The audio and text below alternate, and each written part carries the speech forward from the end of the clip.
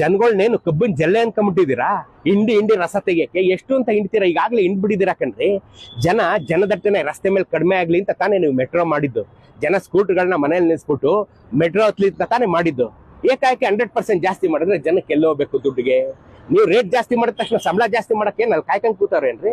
ಜನಕ್ಕೆ ಇರೋ ಕೆಲಸ ಉಳಿಸ್ಕೊಂಡ್ರೆ ಸಾಕಾಗೈತೆ. ಮೆಟ್ರೋಲ್ ಓಡಾಡ್ತಿರೋ ಕಷ್ಟ ನಿಮ್ಗೇನ್ ಗೊತ್ತು?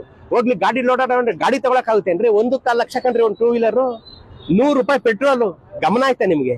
ಯಾವ ತರ ನೀವು ಗಾಡಿಲಿ 2 ವೀಲರ್ ಅಲ್ಲಿ ಪೆಟ್ರೋಲ್ ಹಾಕ್ಸ್ಕೊಂಡು ಓಡಾಡಿದ್ರಿ ನಿಮ್ ಯೋಗ್ಯತೆಗೆ?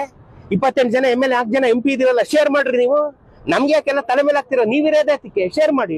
60-40 ತಾನೇ ನೀವು ನಡೆಸ್ತಾ ಇರೋದು. 60 ಸೆಂಟ್ರಲ್ 40 ಸ್ಟೇಟ್ ತಾನೆ. BMRC ಲಾಸ್ ಅಲ್ಲಿ ನಡೀತು ಅಂದ್ರೆ ಅದೇನ್ ಉದ್ಯಮ ಏನ್ರಿ ಅದು?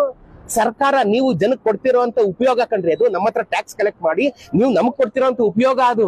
ಲಾಸ್ ಆಗೋಯ್ತು, ನಾವು ಟ್ಯಾಕ್ಸ್ ಲಾಸ್ ಆಗೋಯ್ತು ನಮ್ಗೆ, ನಾವು ರೇಟ್ ಜಾಸ್ತಿ ಮಾಡ್ತೀವಿ ಅಂದ್ಬಿಟ್ರೆ ಅರ್ಥ ಏನ್ರಿ ಇದಕ್ಕೆ? ಜನಗಳು ಹೈರಾಣ ಆಗ್ಬಿಟ್ಟವ್ರೆ. ಈಗ ಸಾಯಕ್ಕೂ ದುಡ್ಡಿಲ್ಲ ಜನಗಳು ತಾವು, ಹೂಳಕ್ಕೂ ದುಡ್ಡಿಲ್ಲ, ಸುಡಕ್ಕೂ ದುಡ್ಡಿಲ್ಲ. ಏನ್ ಮಾಡ್ಬೇಕು ಅಂತಿದ್ದಾರೆ ಜನಗಳನ್ನ ನೀವು? ನಾಚಿಕೆ ಆಗಲ್ವೇನ್ರಿ? ಯಾವ ಮುಖ ಇಟ್ಕೊಂಡ್ರಿ ಮುಂದಿನ ಎಲೆಕ್ಷನ್ ನೀವೆಲ್ಲ ಓಟ್ ಕೇಳಕ್ ಬರ್ತೀರಾ? ಯಾವ ಮುಖ ಇಟ್ಕೊಂಡ್ ಬರ್ತೀರಿ ನೀವೆಲ್ಲ? ಯೋಚನೆ ಮಾಡ್ರಿ, ರೇಟ್ ಕಡಿಮೆ ಮಾಡ್ರಿ ಮೆಟ್ರೋದ.